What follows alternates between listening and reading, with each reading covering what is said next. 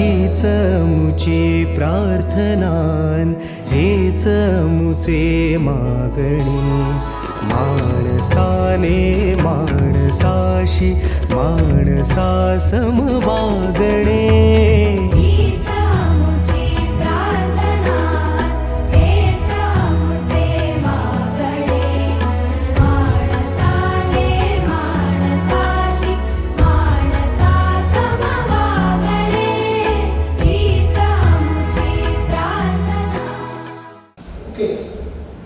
Last लेक्चरमध्ये आपण standard equation of circle पाहिलं, डायमीटर फॉर्म पाहिला, सेंटर रेडियस फॉर्म पाहिला. डायमीटर फॉर्मवरती कशा प्रकारे एक्झाम्पल्स तयार होऊ शकतात त्याचं आपण एक घेतलं, ते म्हणजे इंटरसेक्ट फॉर्म. इंटरसेक्ट फॉर्म दिलेला असतो म्हणजेच डायमीटर फॉर्म येतो. आता अजून एक न्यूमेरिकल आपल्याला घ्यायचं ते पहा. तुम्हाला 4 साईड दिलेल्या असतात रेक्टँगलच्या 4 साईड दिलेल्या असतात. समजा मी या ठिकाणी एक सम काय घेतलं. पहिली साईड आहे x = 2. x = 2. आता x = 2 काय असतं? Parallel to y axis. मी हे घेतलं x = 2. बरोबर, हे माझं इक्वेशन x = 2. पुढचं इक्वेशन असणार x = -2. x = -2. मग ही माझी लाईन आली x = -2. किती लाईन दिल्या? 2. आता तुम्हाला अजून 2 लाईन दिलेल्या आहेत. ही लाईन आहे y = 2. ही लाईन आहे y = 2. y = 2 is parallel to x axis. x = 2 is parallel to y axis. x = -2 again parallel to y axis. आणि दुसरी लाईन आहे y = -1. बघा ही चौथी लाईन आहे y = -1. ओके, हे असं तुम्हाला 4 लाईन्स दिलेल्या आहेत. ते तुम्हाला असं म्हणतील let the 4 sides of a rectangle are. Let the 4 sides of a rectangle are. तुम्ही यांना नाव देतो. हा माझा A झाला, हा B झाला, हा C झाला, हा D झाला. बरोबर.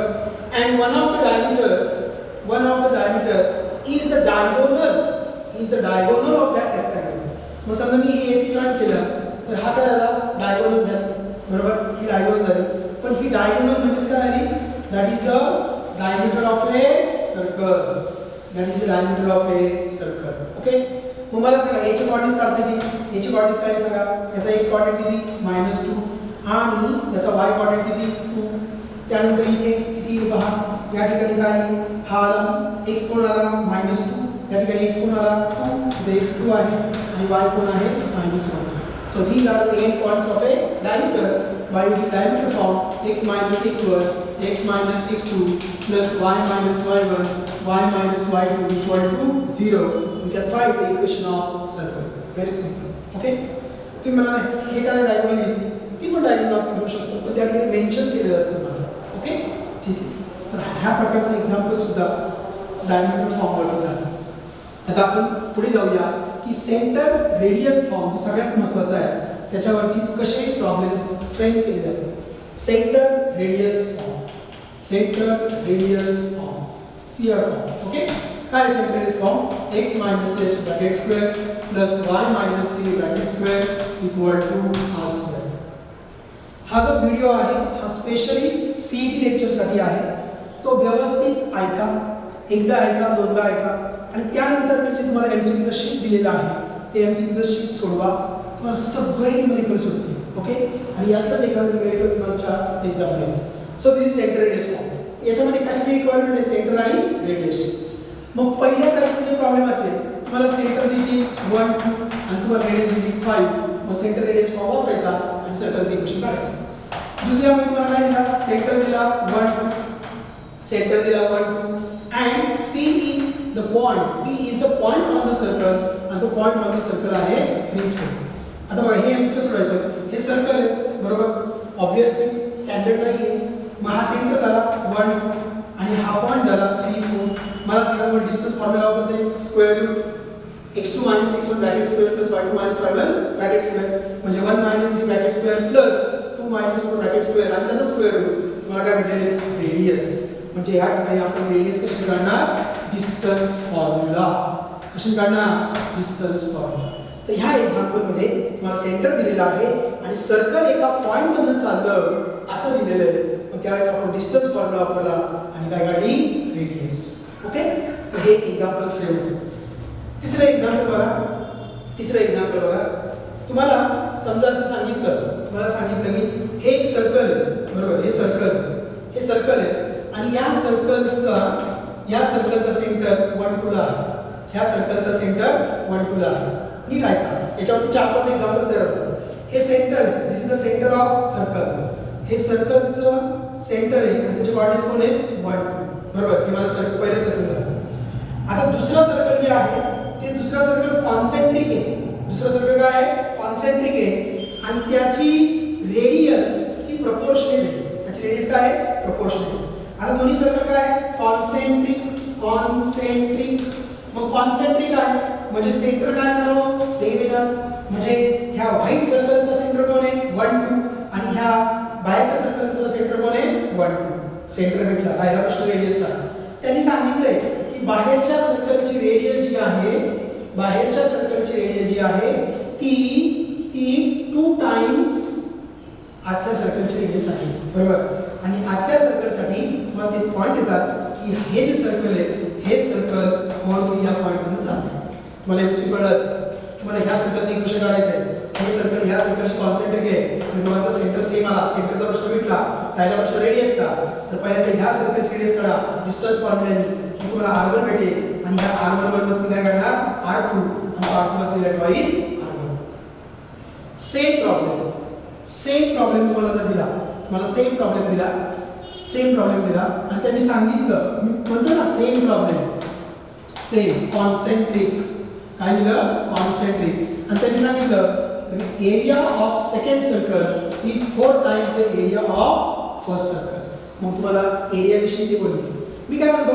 सेम प्रॉब्लेम, कॉन्सेंट्रिक, बरोबर.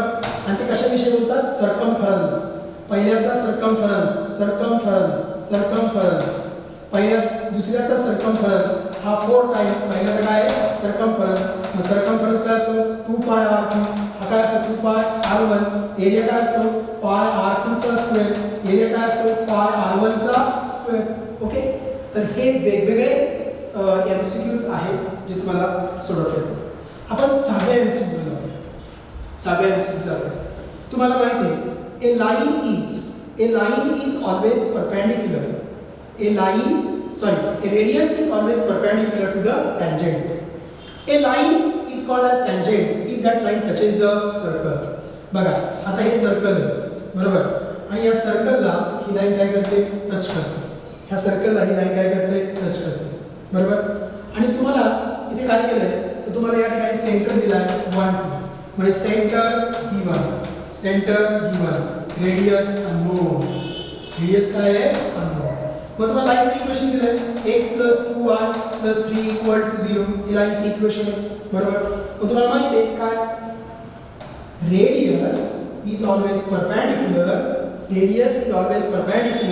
To the line drawn. The line touches the circle. मग रेडियस नेहमी ह्या लाईनला काय असते? परपेंडिक्युलर. मग परपेंडिक्युलर डिस्टन्सचा फॉर्म्युला वापरायचा. मी लेक्चर नंबर 1 मध्ये तुम्हाला सांगितलं की तुम्हाला लाईन पण आलं पाहिजे, लाईनचे पण कन्सेप्ट आले पाहिजे, बरोबर. मी क्विकली रिवाइज करतो. बघा, लाईनचं equation ax + by + c = 0 and perpendicular distance from origin. origin पासून perpendicular distance काय असतं? d = c/√a² + b². c कुठून आला? a b कुठून आले? x आणि y चे कोएफिशिएंट. पुढचं असतं perpendicular distance from A point. आपल्या दृष्टीने फार महत्त्वाचं आहे, फ्रॉम ए पॉइंट. मग आता बघा, ही अशी लाईन असेल, ही लाईनचं इक्वेशन आहे ax + by + c = 0. याच्यापासून परपेंडिक्युलर काढा x y पासून. म्हणजे डिस्टन्स काय आहे? मी तुम्हाला सांगितलं हे काय? लाईनच्या इक्वेशनमध्ये लाईनचं इक्वेशन कोण? ax + by + c. लाईनच्या इक्वेशनमध्ये काय करायचा? पॉइंट x1 y1 ठेवला, बघा x1 y1 ठेवला, divided by root a² + b².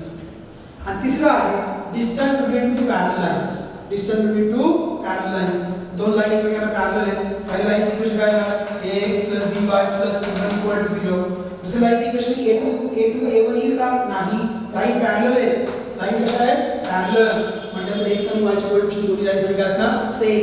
म्हणून ax + by plus C2 equal to 0. फक्त C1 आणि C2 वेगळे आहेत. Distance between parallel lines D equal to mod of C1 minus C2. हे आपण असं दाखवू शकतो. C1 मायनस C2 म्हणजे एक तर C1 मायनस C2 किंवा C2 मायनस C1 चा मोठा असतो घ्यायचा. Divided by root a square plus b square. चला हे फॉर्म्युले अतिशय महत्त्वाचे आहेत. They are from straight line. Okay, मग आता काय झालं बघा, या ठिकाणी सेंटर दिला, रेडियस अननोन आहे. पण रेडियस म्हणजे काय, radius is the perpendicular distance from the centre on the line. From the point on the line, perpendicular distance from the point on the line, तो फॉर्म्युला आपण वापरणार आहोत. आणि या फॉर्म्युल्यावरून तुम्हाला काय भेटेल, रेडियस. आणि रेडियस माहित झाली, सेंटर दिलेला आहे. मग सेंटर आणि रेडियस यांच्या सहाय्याने सेंटर रेडियस फॉर्म वापरून आपण काय करणार, सर्कलचं इक्वेशन तयार करणार. ओके, चल तुम्हाला सॉल्व करून दाखवतो. रेडियस काय आहे बघा, लाईनच्या माझं वाक्य विचार बघा, लाईनच्या इक्वेशन मध्ये पॉइंट ठेवायचा. लाईनच्या इक्वेशन मध्ये x plus 2y plus 3 upon root x चा इक्वेशन कोण 1 1 चा स्क्वेअर, y चा इक्वेशन कोण 2 मग 2 चा स्क्वेअर इज इक्वल टू. आता मला सांगा x आणि y कोण 1 and 2, x आणि y कोण 1 and 2, इथला 1 प्लस 2 into 2 प्लस 3. लाईनच्या इक्वेशन मध्ये पॉइंट टाकला का मी. ओके, बघा इथे लिहितो x1 y1. लाईनच्या इक्वेशन मध्ये पॉइंट टाकला, डिवाइडेड बाय 1 चा स्क्वेअर 1 2 चा स्क्वेअर 4 इथला 5 इज इक्वल टू किती आला 2 into 4 4 plus 1 5 5 plus 3 8. मी चेक करा, हे 4 3 7 का बरोबर 8 रूट 5. तर ही काय ती रेडियस. सेंटर तुम्हाला दिला, सेंटर किती दिला 1 2.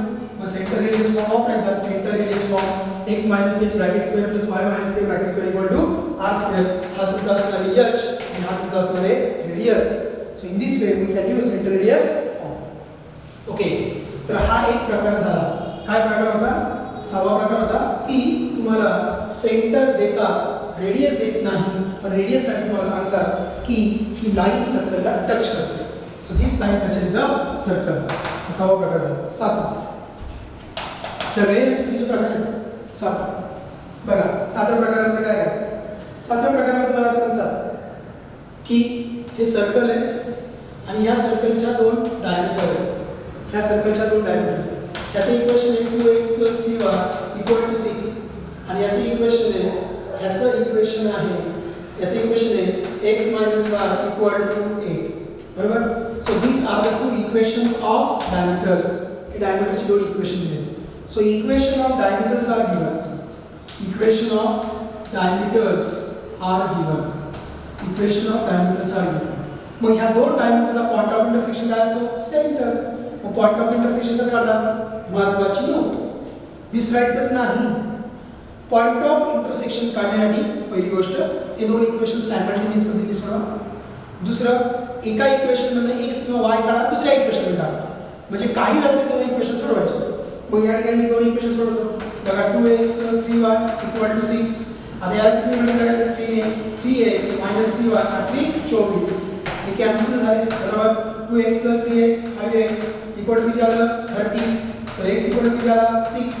आता x भेटला. याच्यावर काय भेटलं मला y काय असं x किती 6. इथं 6 - y 6 - y = 8 - y = 2. So y = -2. मग तुम्हाला x आणि y च्या व्हॅल्यूज भेटल्या म्हणजे काय झालं 6 and -2. हा झाला तुमचा सेंटर. आता रेडियस दिली का नाही, रेडियस तुम्हाला दिलेली असते direct. Radius is directly given. किंवा तुम्हाला असं म्हणतील circle passes from this point, circle 1 to या पॉइंटवर चाललं, तुम्ही काय करणार डिस्टन्स फॉर्म्युला आणि रेडियस. असे वेगवेगळे घुमून फिरून तुम्हाला प्रॉब्लेम्स तयार करतात. ओके, तर हा आपल्याला पुढचा टाइम झाला.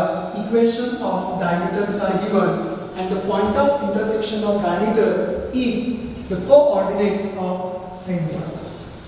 पुढचा प्रकार नंबर 8. अजून काय करू शकता बघा. त्यांनी तुम्हाला सांगितलं की एक सर्कल आहे. This is the circle and this circle touches the x axis. This circle touches the x axis. हे सर्कल x axis ला टच करते.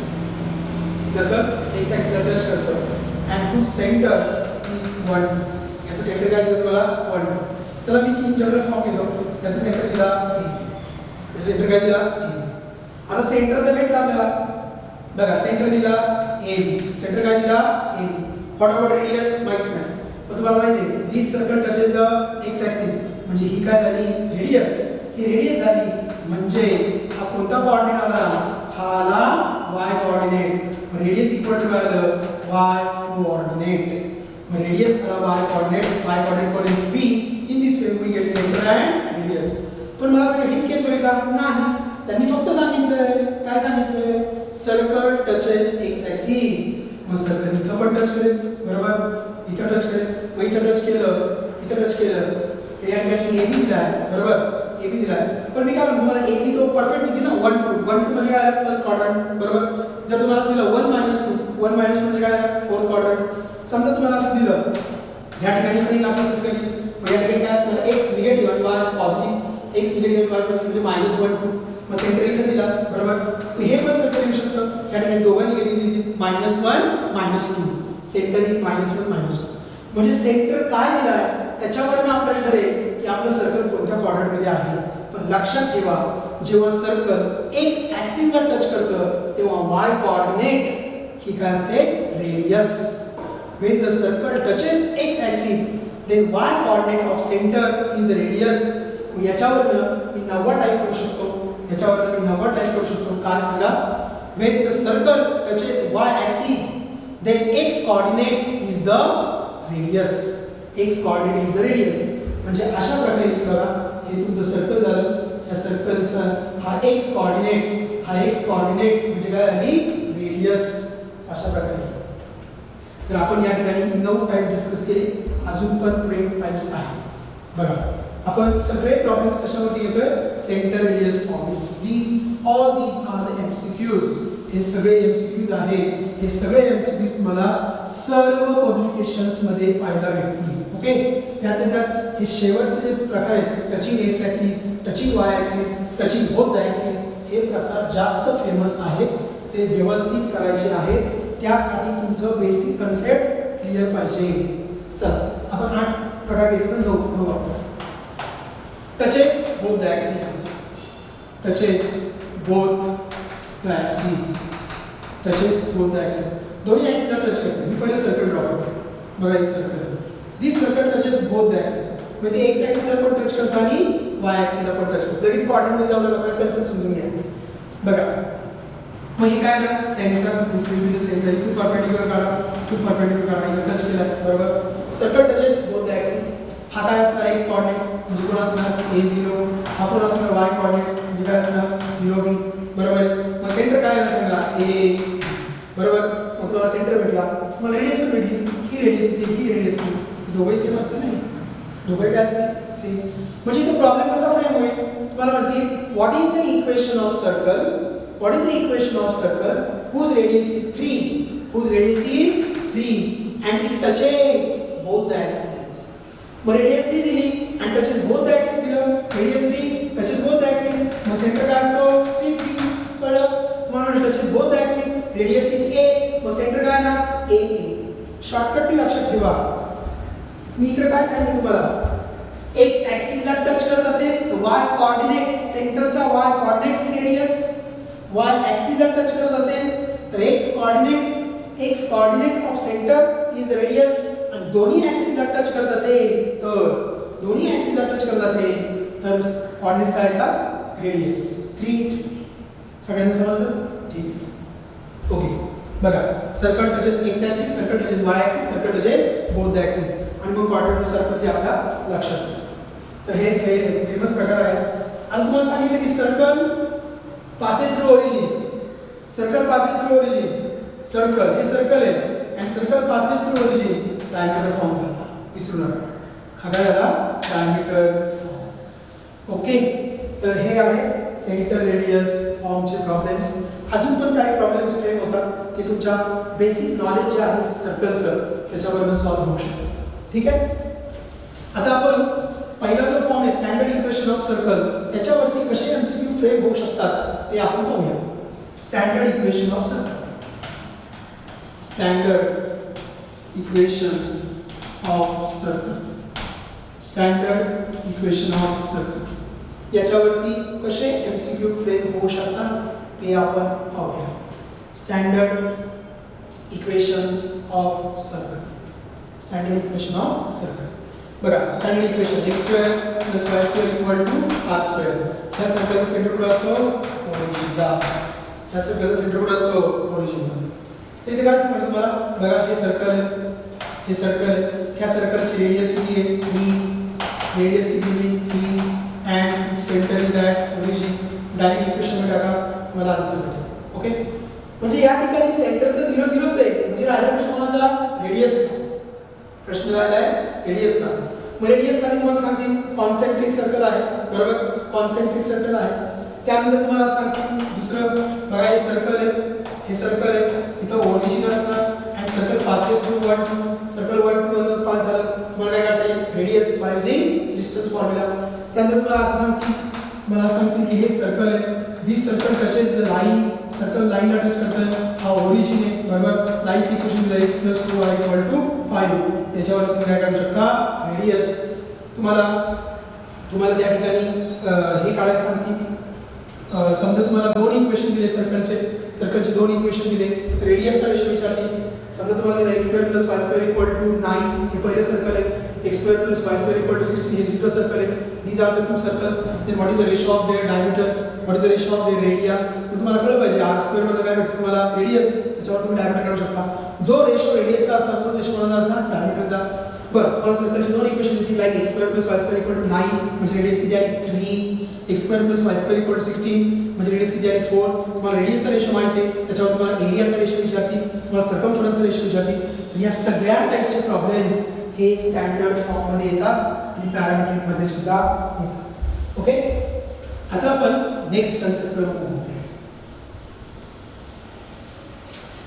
तुम्हाला एक कन्सेप्ट माहिती आहे, if any point lies on the locus, then that point satisfy the equation of locus. तर तो point locus equation काय करतो? सॅटिस्फाय करतो. बघा locus equation, this is a circle. हे सर्कल आहे माझं, बरोबर? x square plus y square equal to r square. ह्या सर्कलला मी s ने डिनोट केलं, सर्कल अक्षर डिनोट केलं s ने. आता या सर्कलवरती पॉइंट राहतो की x1 y1. जेव्हा ह्या सर्कलवरती पॉइंट राहतो की x1 y1, तो पॉइंट जर सर्कलच्या इक्वेशन टेबलमध्ये ठेवला तर मी s1 म्हणतो. हा पॉइंट दिला, हा सर्कलवरती राहतो, हा पॉइंट याच्यामध्ये टाकला, x1 square plus y1 square equal to काय आलं? r square. बरोबर? ओके, ह्याला इकडे घ्या. हे असं म्हणता येईल ना, x square plus y square minus r square equal to 0. आणि असं म्हणता येईल x1 square plus y1 square minus r square equal to 0. Yes, नीट नोटेशन लक्षात घ्या. Yes equation of circle, S1 equation of circle with point. सर्कलच्या equation मध्ये point ठेवल्यानंतर, सर्कलच्या इक्वेशन मध्ये x आणि y च्या व्हॅल्यूज ठेवल्यानंतर त्याला आपण S1 म्हणणार. आता कंडिशन काय आहे?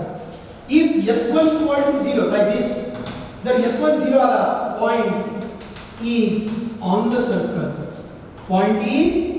सर्कल, तो पॉइंट सर्कल वरती राहतो. बघा, so this is the point lies on the circle because S1 equal to 0. S1 is circle with the point. Now S1, आता हा पॉइंट बाहेर आहे. S1 बघा, S1 मग हा पॉइंट बाहेर आहे म्हणजे शून्यापेक्षा जास्त असणार. So S1 is greater than 0. S1 is greater than 0. Point lies outside the circle. Point lies outside the circle. तो पॉइंट सर्कलच्या बाहेर राहतो. आणि पुढचा पॉइंट बघा, हा जो पॉइंट आहे हा सर्कलच्या आतमध्ये S1, तो आतमध्ये म्हणजे काय असणार? लेस दॅन 0. इथं काय असणार बघा? पॉझिटिव्ह. इथं असणार पॉझिटिव्ह, इथं असणार 0 आणि इथं असणार निगेटिव्ह. इथं असणार 0 आणि या ठिकाणी असणार निगेटिव्ह. जर S1 ची व्हॅल्यू ही लेस दॅन 0 आली, पॉइंट लाईज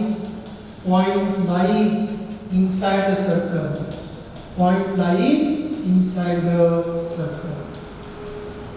चला, याच पॉइंट आपण पुढे स्ट्रेच करूया.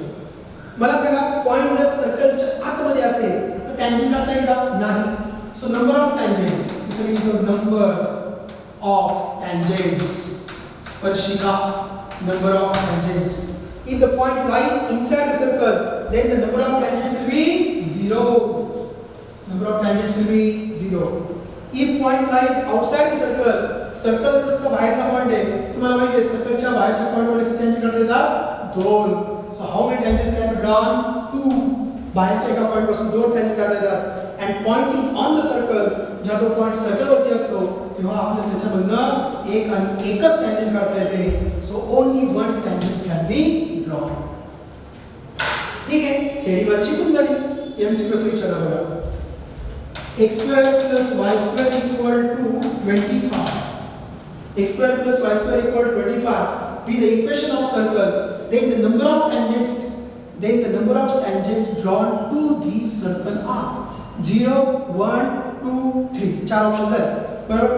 3 टँजंट काढता येणार नाहीच आहे, मग तिसरा ऑप्शन असणारच आहे. मग आता 0, 1, 2 बरोबर. आणि द पॉइंट इज गिवन आणि पॉइंट काय दिले मला 3, 4. चला पॉइंटला असणार आहे टाका बघा. 3 चा स्क्वेअर प्लस 4 चा स्क्वेअर मायनस 25. हे 25 इकडे घ्यायचं ना. x square plus y square minus 25 equal to 0 बरोबर. आता घेतली LHS. काय घेतली LHS. 3 चा स्क्वेअर 9 16 मायनस 25 बरोबर. किती आलं 0 0 आलं म्हणजे S1 इक्वल टू 0 आला. S1 इक्वल टू 0 म्हणजे ही केस झाली. म्हणजे point lies on the circle. मग सर्कलवरच्या पॉइंटमध्ये जाणारी एक आणि एकच टँजंट असते. दाखवून शिकले तुम्ही. सर्कलच्या पॉइंटवरून जाणारी एक आणि एकच टँजंट असते. तर अशा प्रकारे तुम्हाला सर्कलचे इक्वेशन देतात आणि पॉइंट देतात. सर्कलचे इक्वेशन दिलं आणि पॉइंट दिला, सर्कलचे इक्वेशन दिलं आणि पॉइंट दिला, तर आलेला पॉइंट काय करायचा लिमिटच्या इक्वेशनवर ठेवायचा आणि ह्या तीन केसेस चेक करायच्या. या तीन केसेसवरून तुम्हाला कळेल याला नंबर ऑफ टँजंट्स किती काढता येतात. लिहून घ्या.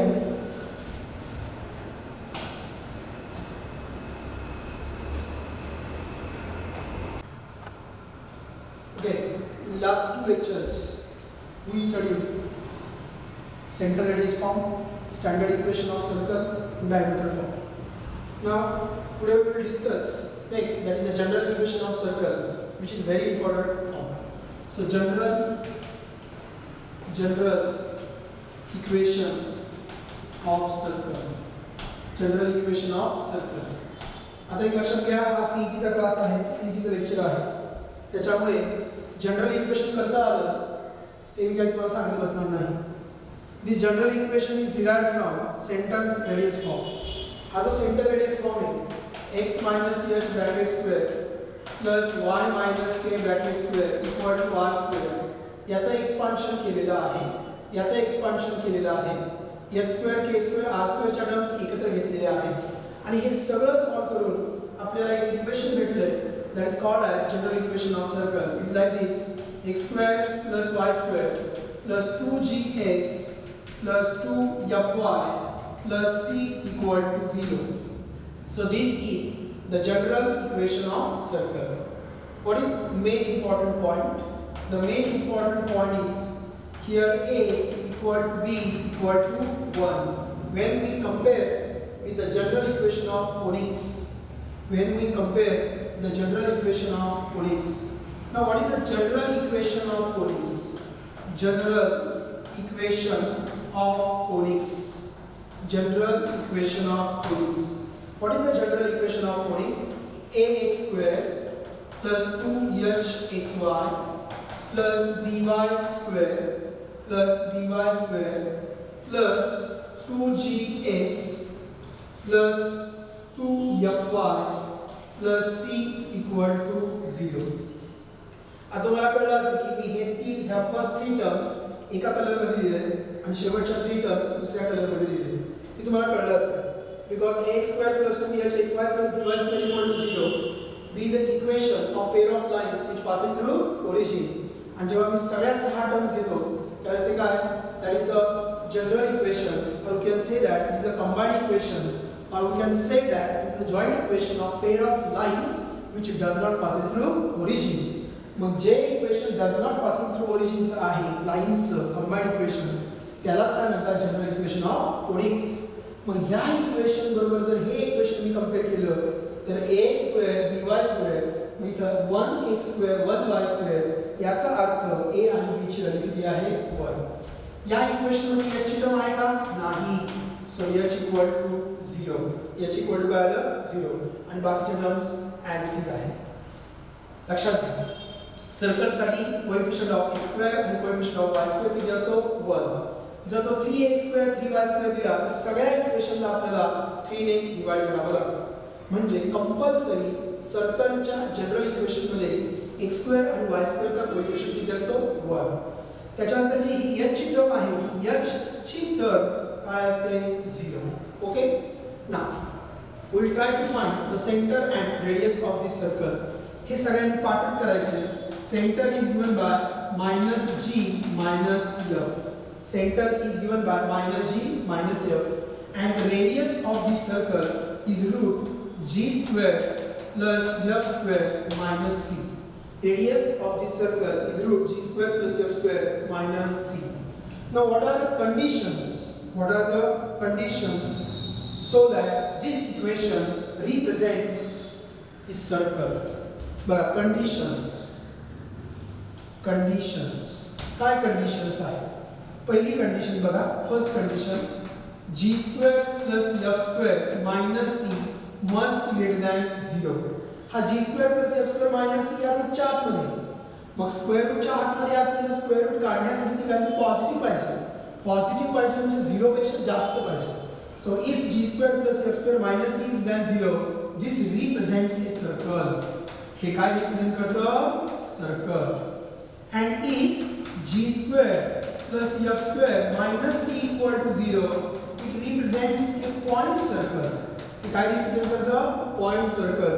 And third g² plus f² minus c is less than 0 it is not a circle. it is not a circle. हे सर्कल नाही. बरोबर. जर g² plus f² minus c ची व्हॅल्यू ग्रेटर दॅन 0 आली तर ते काय असणार circle. g² plus f² minus c equal to 0 असेल तर ते काय असणार point circle. Like this the radius नसणार it is a point circle. And if g² plus f² minus c is less than 0 म्हणजेच काय आलं मला सांगा निगेटिव्ह. हे निगेटिव्ह आलं तर it is not a circle. ते सर्कल नसेल. हे काय आलं पॉझिटिव्ह. पॉझिटिव्ह असेल तर हे काय असणार circle. Okay so this point is very very important. आता एमसीक्यू कसे विचारतात एकदम इझी आहे. पहिलं x² plus y² MCQ. Okay बघा x² plus y² plus 4x plus 6y plus 8 equal to 0. ठीक आहे. आता पहिल्यांदा हे सर्कल रिप्रेझेंट करते का असं विचारते whether this equation represents a circle or not. बरोबर हे सर्कल देते का नाही. मग मला सांगा ह्या ठिकाणी हा 2gx असतो म्हणजे हा आला 2g equal to 4 म्हणजे g equal to किती आला 2. हा 2fy असतो मग 2fy equal to 6 आलं म्हणजे f equal to किती आलं 3 आणि हा c किती आला 8. आता मी चेक करतो g² plus f² minus c. g ची व्हॅल्यू किती आहे 2 चा स्क्वेअर. f किती आहे 3 चा स्क्वेअर minus 8. 2 चा स्क्वेअर किती 4 3 चा स्क्वेअर किती 9 minus 8. 13 minus 8 it is 5 which is than 0. So this represents what circle. हे सर्कल रिप्रेझेंट करतो. मग जर हे सर्कल रिप्रेझेंट करत असेल तर याचा सेंटर काढा. मग सेंटर काय येणार -g -f. मग g किती आपला 2 म्हणजे काय येणार -2. f किती आहे -3. So c equal to -g -f. So -2 -3. Radius काय आहे बघा route g² plus f² minus c. So root किती येणार 5. So radius equal to root 5. तर यामध्ये तुम्हाला काय विचारतात कधी हे विचारतील कधी हे काढायला सांगतील कधी हे सांगायला काढतील. त्यामुळे असे एक कॉमन क्वेश्चन आहे. आता आपण पुढचा एक प्रॉब्लेम घेऊया. बघा पुढचा एक एमसीक्यू घेऊया. लक्षात घ्या त्या ठिकाणी x² आणि y² चे कोएफिशियंट्स कंपल्सरी काय पाहिजे 1. हे सुद्धा एमसीक्यू मध्ये विचारलं जातं. हे सुद्धा एमसीक्यू मध्ये विचारलं जातं h 0 असतं.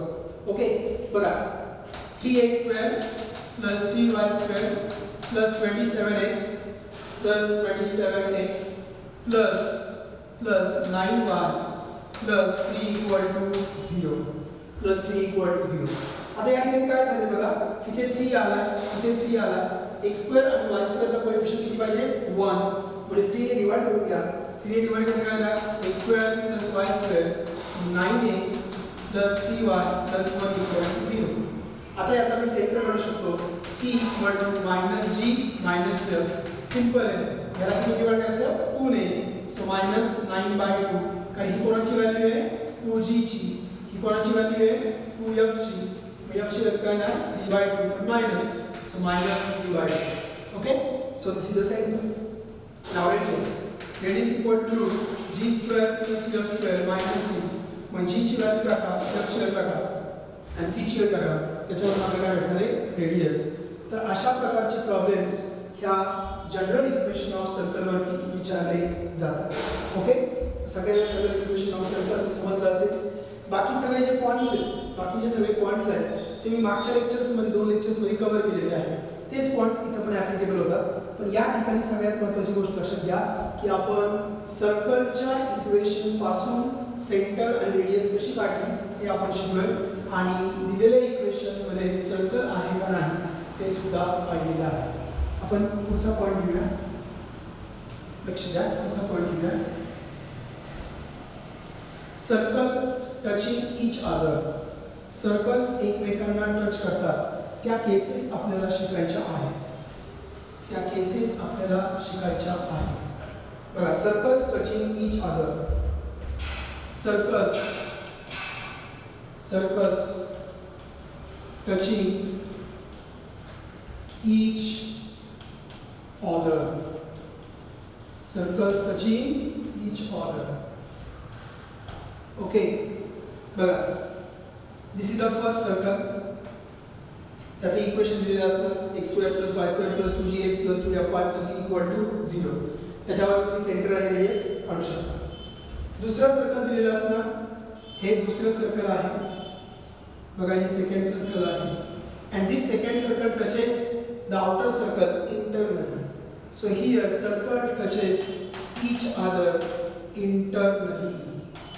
Circles touches each other internally. आता पहिल्यांदा आपण या छोट्या सर्कल विषयी पाहूया. ह्या छोट्या सर्कलचा हा सेंटर असणार, याला म्हणणार मी C1. ह्या छोट्या सर्कलचा सेंटर कोण आहे C1. ह्याची रेडियस काय असणार R1. ह्याची रेडियस असणार R1.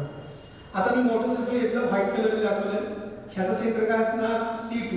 ह्याचा सेंटर असणार C2 आणि याची रेडियस असणार, बघा मी इथे रेडियस मार्क करतो, याची रेडियस असणार R1. मग हे R1 आहे, हे R1 आहे आणि हे R2 आहे. हा सेंटर C2 बाहेरच्या सर्कलचा आहे, हा सेंटर C1 आतल्या सर्कलचा आहे. मग आपल्याला कंडिशन काय भेटते? कंडिशन अशी भेटते if the circles touches each other internally then the C1 C2 distance between two centers is equal to R2 minus R1. So distance C1 C2 equal to R2 minus R1. परीक्षेला MCQ कसं frame होतं बघा. तुम्हाला देणार पहिले equation x² + y² + 4x + 6y + 8 equal to 0. MCQ कसं frame होणार? दिस is first circle. हे पहिले सर्कल आहे. दुसरं सर्कल दिलं x² + y² + 9x. समजा आपण इथे घेऊया 8x + 16y + 4 equal to 0. हे पहिलं सर्कल आहे, हे दुसरं सर्कल आहे. ह्या सर्कलचं सेंटर सपोज C1, ह्या सर्कलचं सेंटर सपोज C2. कसं काढणार? It's -g -f. याचं सेंटर कसं काढणार? -g -f. याची रेडियस R1, याची रेडियस R2. कशी काढणार? √g² + f² - c. याची radius √g² + f² - c. Actual calculation मी करून दाखवत नाही, कन्सेप्शन होते. ओके. दोन सर्कल दिले. मग खाली चार ऑप्शन असतात. सर्कल्स इंटरसेक्ट ईच अदर पहिला option. Circles touches each other internally. Circles touches each other externally. आणि चौथा ऑप्शन असणार circles do not touch each other. हे चार ऑप्शन असतात. म्हणजे सर्कलचे दोन इक्वेशन दिले जाणार आणि त्यापासून तुम्हाला चार ऑप्शन देणार. इंटरसेक्ट करतात, इंटरनली टच करतात, एक्सटर्नली टच करतात का टचच करत नाही, असे चार ऑप्शन होते. बरोबर. मग तुम्हाला इथे काय भेटलं? दोन सर्कलची इक्वेशन आहे. पहिलं सर्कल यस, दुसरं सर्कल यस डॅश. बरोबर. हे तुम्हाला सर्कलची दोन इक्वेशन दिली. पहिल्या सर्कल पासून पहिला सेंटर, पहिली रेडियस. दुसऱ्या सर्कल पासून दुसरा सेंटर, दुसरी रेडियस. आणि आता चेक करा, डिस्टन्स फॉर्म्युला वापरा. Use the distance formula to find the distance C1 C2. ह्या ठिकाणी सबट्रॅक्शन घ्या R2 - R1 किंवा R1 - R2 जशी मोठी असेल त्यानुसार ती तुम्ही सबट्रॅक्शन घ्या. हे जर इक्वल आलं distance C1 C2 equal to R2 minus R1 or R1 minus R2, then we know that the circles touches each other internally. Circle एकमेकांना इंटरनली टच करतात. Okay, so circles touches each other internally. तर मी तुम्हाला हे MCQ शिकवतो. Okay, आता पुढे जाऊया आपण. When the circles touches each other, how many tangents can be drawn? याला किती टँजंट काढता येतात? तर बघा, आपण हे एक टँजंट काढू शकतो. So one tangent can be drawn to this circle, to both the circles. So this is tangent. हा पण प्रश्न विचारला जातो. मग काय झालं, सर्कलचे दोन इक्वेशन दिले, दोन सेंटर, दोन रेडियस, त्याच्यावर ठरलं C1 C2 equal to R2 minus R1 येतंय. याचा अर्थ सर्कल एकमेकांना इंटरनली टच करतात. सर्कल जर एकमेकांना इंटरनली टच करत असेल, नंबर ऑफ टँजंट्स किती आल्या? 1. आता आपण घेऊया circle touches each other externally. Circles touches each other externally. This is the first circle. हे पहिलं circle. This is the second circle. हे सेकंड सर्कल आहे, बरोबर. Both the circles touches each other externally. ह्या सर्कलचा सेंटर C1, ह्या सर्कलचा centre C2, C1 and C2. ह्याची radius R2, ह्याची radius R2, ह्याची रेडियस R1, रेडियस R1 झाली. मला सांगायचं काय आलं, distance between C1 C2 equal to R2 plus R1 और R1 प्लस R2. जर अशी केस आली तर आपण काय म्हणणार, circles touches each other externally. How many tangents can be drawn? किती टँजंट्स काढता येतील? बघा, ही पहिली टँजंट झाली, this is the first tangent. ही सेकंड टँजंट झाली, this is the second tangent. And this will be the third tangent. Tangent 1, tangent 2, and tangent 2. When the circle touches each other externally, ठरवणारा हा आहे. आता परत मी MCQ सांगत बसत नाही. सर्कलचे दोन इक्वेशन, दोन सेंटर, दोन रेडियस, ही कंडिशन सॅटिस्फाय झाली, एक्सटर्नली टच करतात. हे डिस्टन्स आहे, डिस्टन्स फॉर्म्युला. ओके, ठीक आहे. आता आपण घेऊया circles do not touch each other. Do not touch each other. Circles do not touch each other. Circle एकमेकांना टचच करत नाही, बरोबर. मग हे फर्स्ट सर्कल झालं, this is the first circle. This will be the second circle. हे second circle आहे. मला सांगा, हे दोन सर्कल एकमेकांना टच करतात का? अजिबात नाही. हे सेंटर C2, ह्याची रेडियस R2, बरोबर. त्यानंतर हे सेंटर C1, ह्याची रेडियस R1, बरोबर. आता मला सांगा, C1 C2 जे डिस्टन्स आहे, this is the distance C1 C2. म्हणजे C1 C2 नावाचं डिस्टन्स काय जास्त आहे, कशापेक्षा? तर R1 प्लस R2च्या ॲडिशनपेक्षा. हा R2 हा R1 जर ॲड केला तर R1 प्लस R2 हे डिस्टन्स कमी होतंय. कोणापेक्षा? C1 आणि C2च्या डिस्टन्सपेक्षा. आता मला सांगा, याला किती टँजंट काढता येतील? बघा, ही first tangent, this is tangent number 1, this is tangent number 2, ही टँजंट नंबर 2 झाली. त्यानंतर आपल्याला अशा प्रकारे टँजंट काढता येईल. This is tangent number 3 and this will be tangent number 4. This will be tangent number 4. Okay? अशा प्रकारे आपल्याला 4 टँजंट काढता येतात. Next concept, circle intersect each other. Circles intersect each other. Circle एकमेकांना काय करतात? इंटरसेक्ट करतात. Circle intersect each other. This is the first circle. हे पहिलं सर्कल आहे. ह्याच्याविषयी आपण लगेच माहिती घेऊन घेऊया. बघा, हा सर्कलचा सेंटर C2, हा C2, ही रेडियस R2. आता दुसरं एक सर्कल आहे माझं, आणि ह्या सर्कलने एकमेकांना काय केलंय? इंटरसेक्ट केलंय, बरोबर. आता ह्या सर्कलसाठी बघा, सेंटर कोण असणार? C1, आणि याची रेडियस कोण असणार? R1. हे डिस्टन्स माझं येणार R1, हे डिस्टन्स माझं R1 आहे, आणि हे डिस्टन्स माझं काय आहे? R2 आहे, बरोबर. हे डिस्टन्स R2 आहे. And this is distance, this will be the radius R1, R1. Okay, ठीक है. मग C1 C2 डिस्टन्स काय आलं सांगा? C1 C2 distance, what is the C1 C2 distance? C1 C2 distance काय आहे? हे C1 आणि C2 यांच्यामध्ये डिस्टन्स काय आहे सांगा? तर काही भाग R2 मध्ये आहे, काही भाग R1 मध्ये आहे.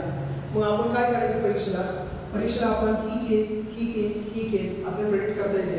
मग याच्या तिन्ही केस आल्या नाही तर पुढची केस येणार का? Circles intersect each other. मग याला टँजंट किती काढता येईल बघा? ही पहिली tangent काढली. This is the first tangent and this will be the second tangent. So tangent 1 and tangent 2. So these are very important 4 steps or 4 conditions, 4 cases. Circle touches each other internally, circle touches each other externally, circles do not touch each other, and circle intersect each other. Okay? आपण ह्या 4 cases घेतलेल्या आहेत.